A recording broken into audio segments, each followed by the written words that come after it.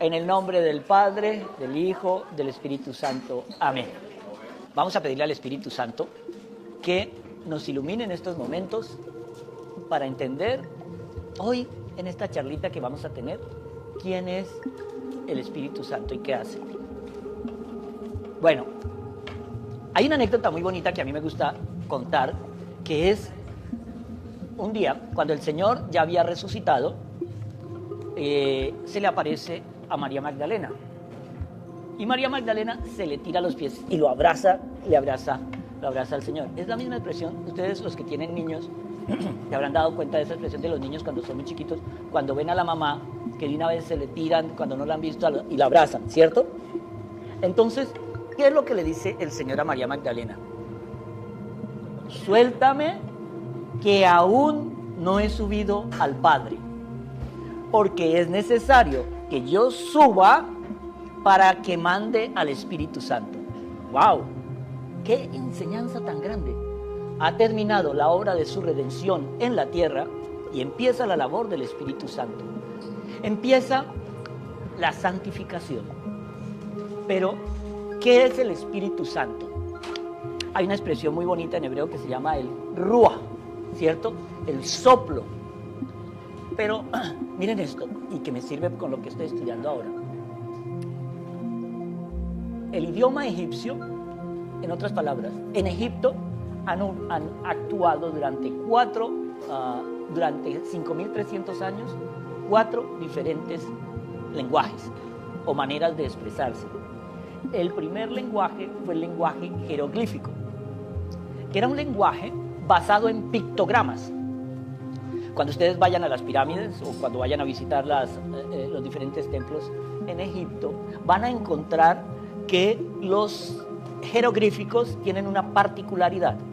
Y es la particularidad de que ustedes van a ver una cruz. La cruz que ustedes van a ver es algo así, que ya en el año 3500 antes de Cristo, esto se conoce como la cruz de la vida. Y la cruz de la vida en el lenguaje jeroglífico era de donde partía todo. La vida parte de eso. Pero cuando ustedes vayan a Egipto van a encontrar otra cosa. Por ejemplo, el pájaro ve a la vida, a la cruz de la vida. Pero al otro lado había, siempre que ustedes vean esto, los jeroglíficos son simétricos. Estaba viendo el otro pájaro que había aquí, igual. Bueno, se supone que esto es un pájaro. Listo. Estaba viendo en sentido contrario, pero siempre mirando a la vida. Pero si aquí había una teneca, que es como se llama esto, tenía que haber a este lado otra figura igual.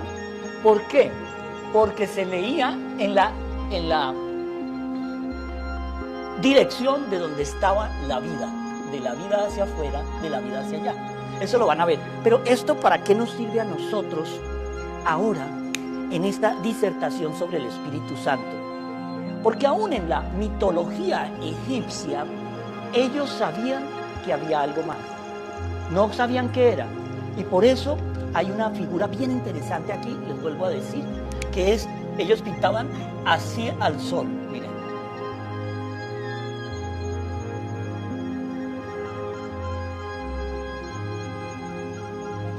El sol, ese es el dios Atum-Ra, Dios Sol, porque era un Dios de luz, ¿cierto?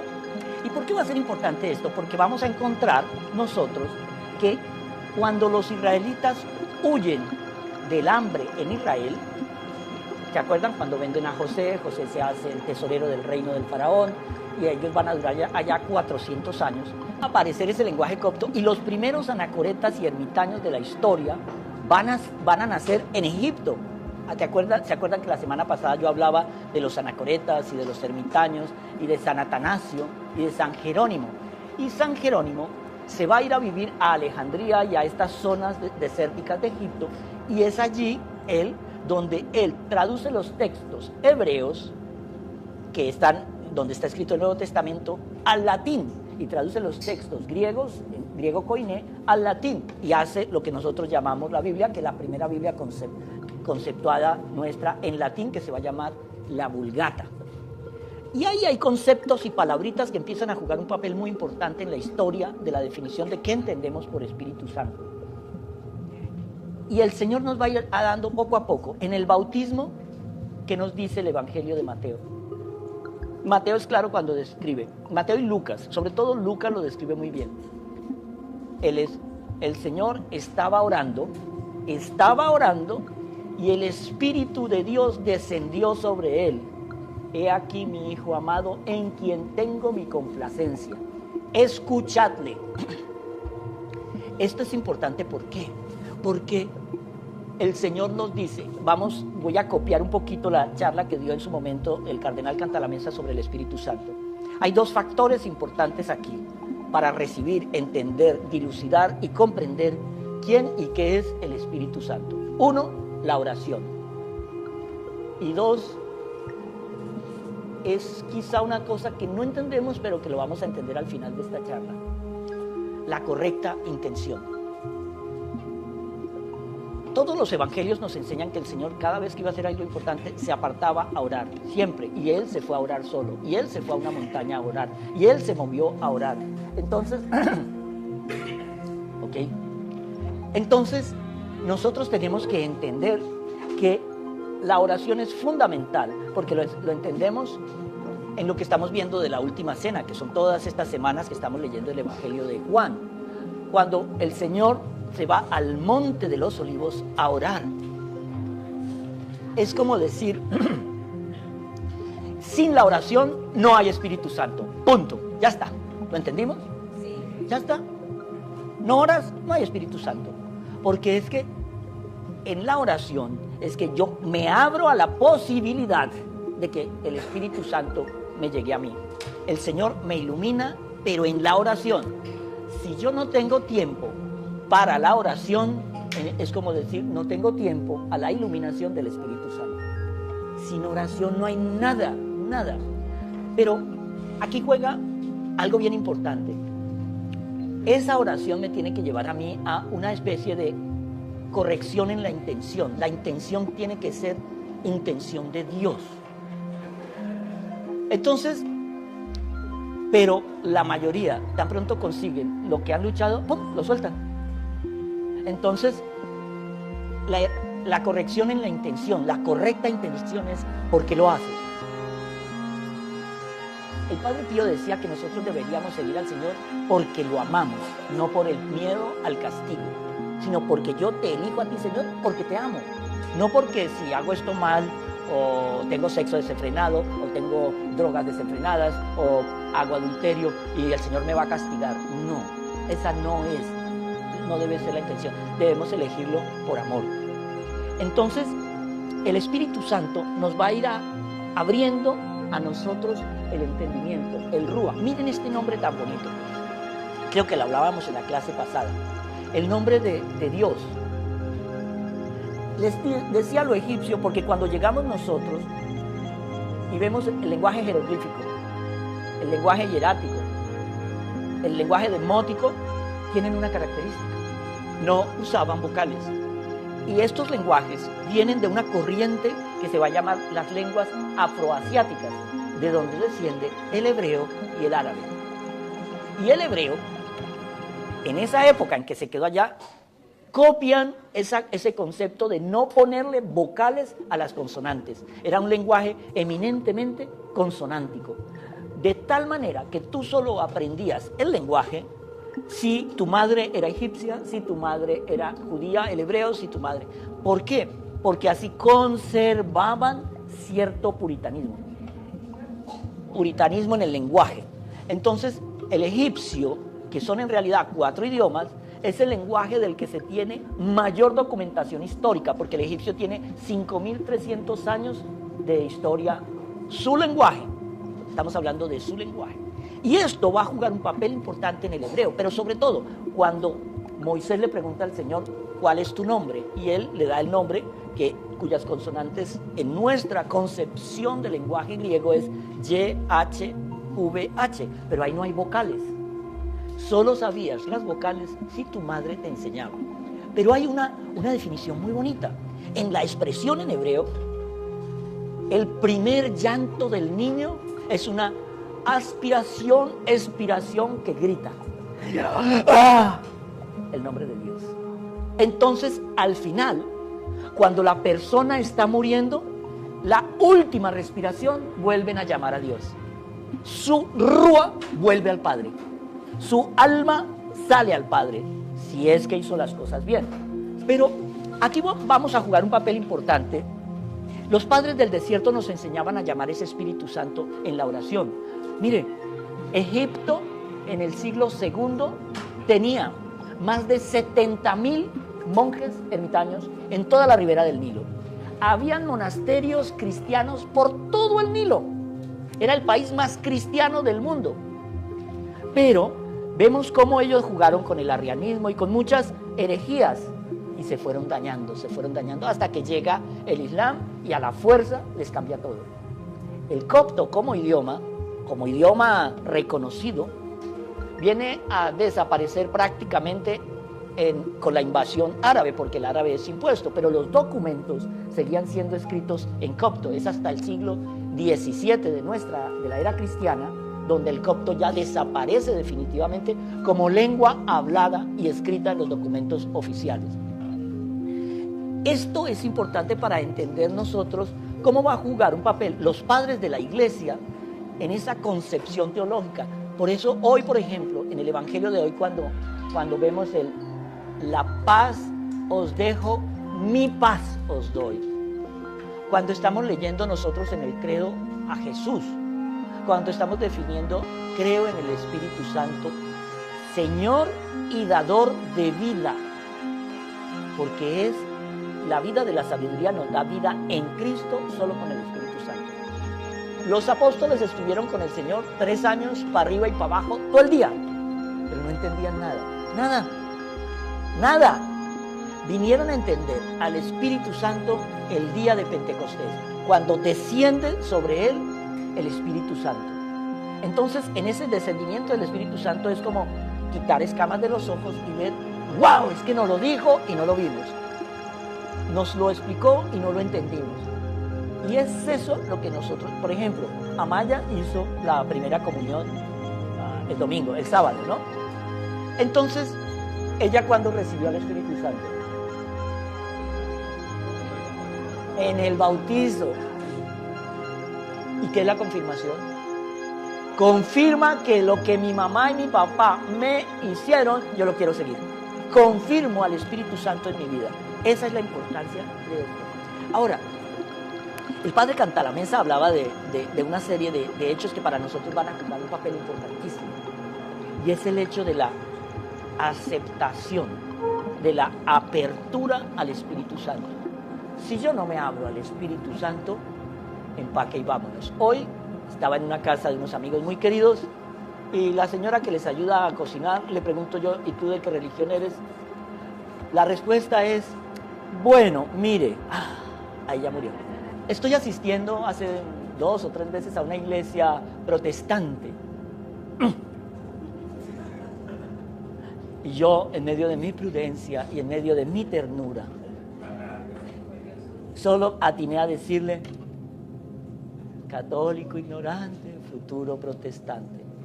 No conocemos nuestra iglesia y si nos vamos a conocer lo que nadie más conoce sino el pastor. Ojo a esto, pastor. El Señor nos mandó a ser pastor de ovejas y pescadores de hombres. Para eso es que recibimos al Espíritu Santo. Pero todos solo queremos ser pastores. ¿Qué es ser un pastor? Yo evangelizo a los que ya creen. O sea, le predico a los del coro.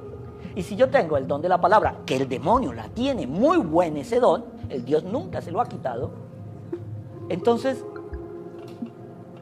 ese pastor sí es bueno. Porque ese pastor sí me habla de Dios. En cambio esos curas con esos ritos y esas cosas, y son aburridos y siempre repiten lo mismo. ¿Sabe qué? El Señor nos mandó a ser pescadores de hombres. Lo que hace Yoli, lo que hace Airán, lo que hace Paola, es pescador de hombres, porque la idea no es llegarle a los que ya creen, es llegarle a los que no creen.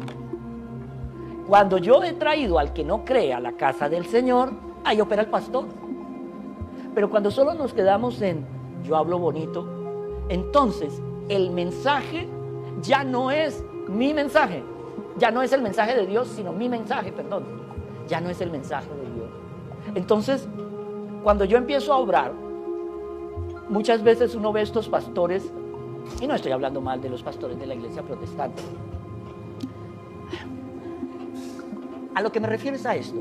Cuando yo me preocupo únicamente por agradar a la gente con mis palabras, utilizando la Biblia, ¿ahí hay Espíritu Santo? No. Yo tengo que desaparecer estilo Juan Bautista para llevar el mensaje de Dios, y soy yo el que me debo acoplar mi don al mensaje de Dios. No es Dios el que se acopla a mi mensaje. Ese es el principal don de la Iglesia Católica, Apostólica y Romana, que tiene una doctrina que ha estado hace 2000 años y no se mueve. Pueden cambiar cosas, pero no se mueve. ¿Va a cambiar el hecho de cometer adulterio? ¿Es un pecado mortal? Ay, es que yo la amo mucho y a mi mujer ya no la quiero. Listo, se llama adulterio. Punto. Ahí no va a cambiar nada. No es que yo amo a mi novia y nos vamos a casar por allá en 5 años, pero tenemos relaciones sexuales. Eso se llama fornicación. Punto. No hay más. Entonces, cuando uno ve al cardenal Cantalamessa, que con una suavidad te dice, mire, eso está mal. Si hay una ternura, hay una suavidad para tratar. Entonces, mire, ¿sabe qué? No es que uno sea estricto, no. Es que yo no me muevo. No es que hay sacerdotes que son más buenos porque permiten todo. Mire, yo me acuerdo, en una parroquia X, había un sacerdote irlandés que le daba pereza confesar, X. Y entonces él llegaba y solo confesaba los sábados de 3 a 4, no más. Y a veces él salía y veía en el confesionario 20 personas en la cola y decía, los absuelvo a todos, pueden comulgar. Sí. Entonces llegué yo y digo, mira, entiende, eso está mal hecho. El pobre hombre ya está muy viejito y entendámoslo. Ese es un negocio que tiene que lidiar con el Señor, yo ahí no me meto. Pero tienen que confesarse. Si no se confiesan, no pueden comulgar.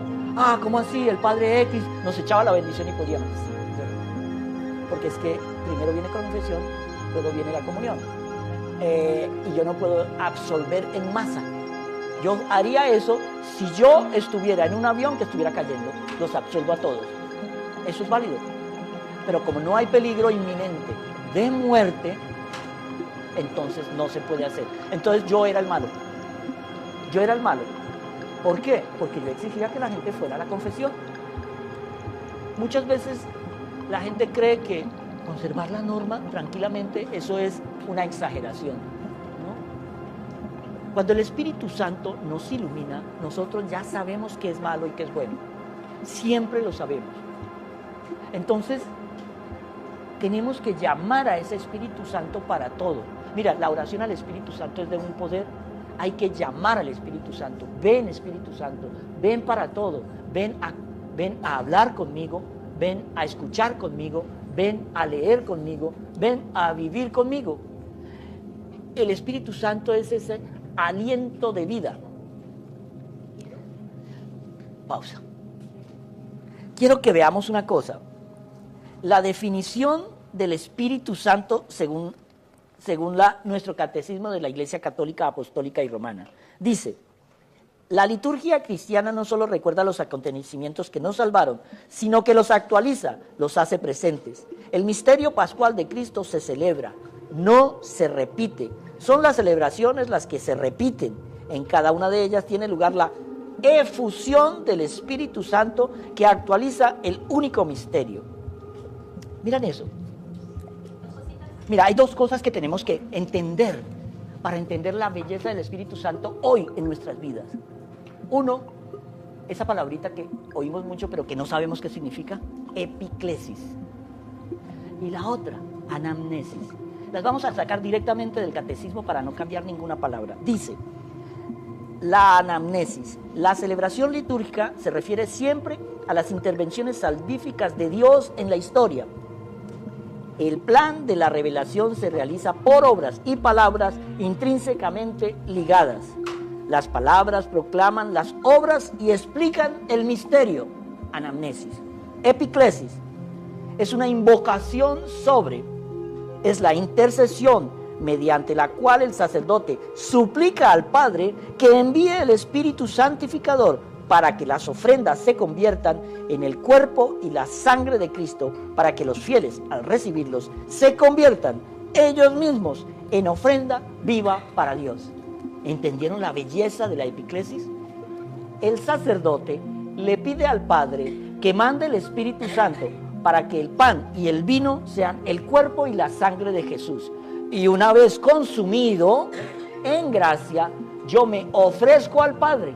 Si ves, viene a mí, entra en mí, me convierto y me ofrezco al Padre. ¿Entendieron la belleza de la epiclesis?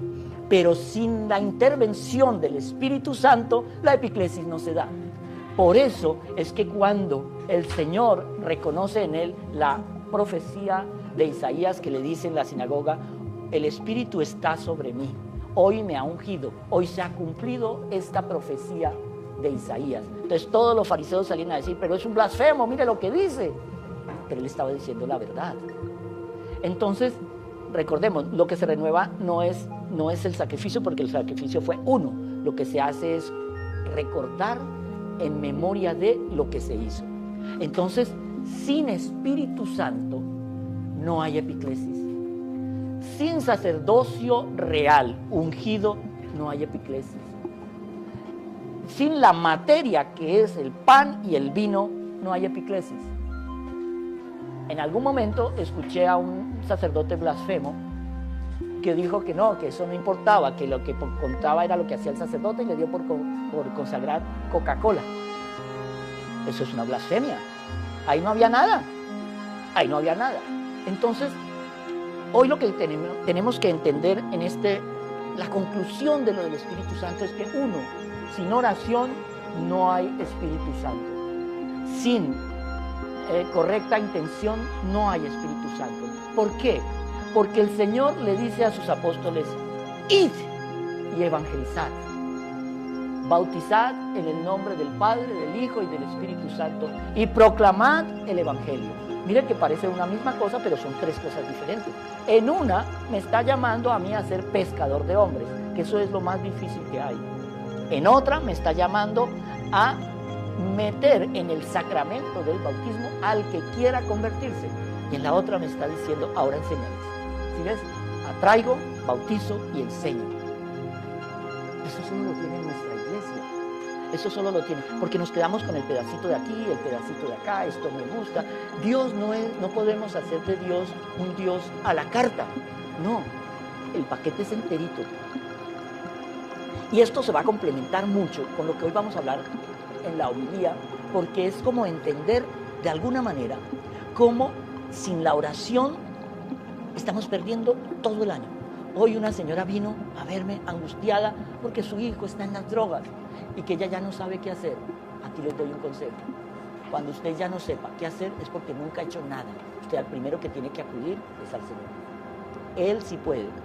Cuando está ese pecado que nos domina y nos domina y nos domina y no lo soltamos, nos domina y nos domina, y hay un momento en que tú dices, Señor, he escuchado a gente que dice, yo me voy a retirar de la Iglesia Católica porque yo sigo siendo el mismo drogadicto y a mí no, esto no se me va.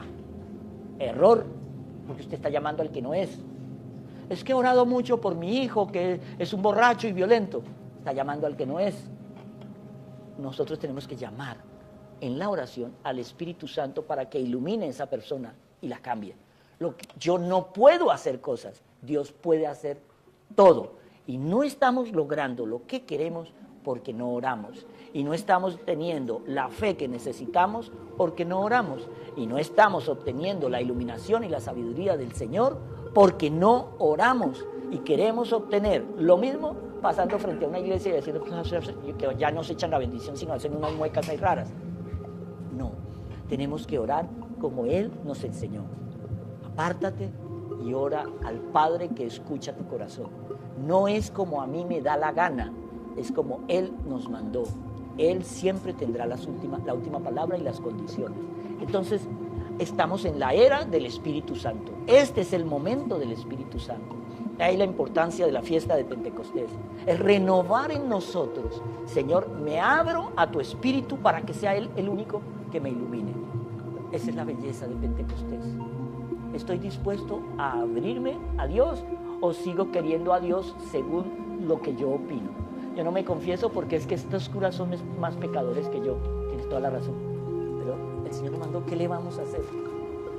Era lo que le explicaba hoy a esta señora. Le da un ataque al corazón y tiene un cardiólogo que es el mejor del mundo, pero el tipo es mujeriego, el tipo no está casado, el tipo es un irresponsable con su familia, pero es el mejor cardiólogo del mundo. Y tiene otro cardiólogo que se la pasa orando, pero se le mueren todos los pacientes. ¿Usted a cuál va? Es que el Señor llamó a los curas no porque fueran santos, somos lo peor del mundo, por eso nos llamó, por eso llamó a 12 apóstoles que eran casi todos iletrados, eran pescadores, no sabían nada de nada, no habían ido a un colegio, a una universidad, no sabían teología, no sabían nada. El problema es que cuando nos ponemos a estudiar pura teología, nos volvemos sabios en teología, pero no la ponemos en práctica. Acordémonos siempre de esto, el demonio se sabe la Biblia de memoria, por eso tentó al Señor con la Biblia, con la palabra de Dios. Y el Señor, ¿cómo le respondió? Con la palabra de Dios. El demonio se sabe la Biblia de memoria. Y cuando ustedes van a estos pastores X que tienen ese don de palabra, claro, tienen el mismo don. Pero recuerden, el demonio cree en Dios, pero no le cree a Dios. Esa es la diferencia. Ahorita cuando vemos estas películas que están saliendo sobre el exorcismo, ¡ay, qué miedo con el demonio! ¡Oh! ¿Tú crees en el demonio? Uy, sí, padre, a mí no me hable de eso, que eso sí me da miedo. Pero no te da miedo pecar. No te da miedo alimentar ese monstruo que llevas atrás. Es que de verdad, si nosotros viéramos el peligro del pecado para la vida eterna, no saldríamos de la iglesia jamás. Yo hago evangelización o esto para cobrar el diezmo como los ciertos pastores, o hago esto para yo vanagloriarme, para tener un puesto en la sociedad, para que la gente me escuche lo sabio y lo inteligente que soy. Eso no es correcta intención. La correcta intención es yo desaparezco para que el mensaje del Señor aparezca. Eso es lo importante. Porque al que mucho se le dio, mucho se le exige. Entonces, ¿qué pasa? El Señor, mira esto tan bonito que decía el cardenal, y es bien interesante. Pertenecer a un grupo de oración es ya de por sí una posibilidad, una belleza. Por eso, cuando yo quiero recibir de verdad al Espíritu Santo, oro en comunidad. Aparte de la oración que yo tengo que hacer individualmente, porque el Señor nos dijo, donde 2 o más estén reunidos en mi nombre, ahí estaré yo. Entonces, por eso tenemos que reunirnos en la oración, porque el cristianismo que definía Benedicto XVI en su momento, que es el cristianismo que viene, va a ser un cristianismo de grupo de oración, encerrado, chiquito, que va a seguir la doctrina que el Señor nos mandó, no la doctrina del mundo. Cuando la iglesia dice que tiene que cambiar para acomodarse al mundo, esa no es. No, es el mundo quien se tiene que meter en la doctrina del Señor. Primero que todo tenemos que partir de esa frase tan sabia de San Pablo, todos seremos juzgados en el amor, ¿cierto? Y así como el Señor es infinitamente misericordioso, es infinitamente justo. Entonces, muchos serán los llamados, pocos los elegidos. Entonces, si mis hijos, mi mujer, yo, mis padres no creemos en Dios y todo eso, ¿el Señor no te habló en algún momento de tu vida? Debió haberte hablado. Ahora, si es, por ejemplo, un niño de África que nunca ha oído hablar del Señor y que muere con 2 años de hambre, entonces, ¿cómo será juzgado? Oye, hay una cosa bien interesante. El cielo no es igual para todos. Un santo acrecienta sus cielos, según Santa Brígida, en la medida en que concede favores a los que lo imploran. Entonces ellos hacen el favor porque su cielo se agranda, su santidad se agranda. Ten en cuenta que la obra de Dios es eterna, eso no termina.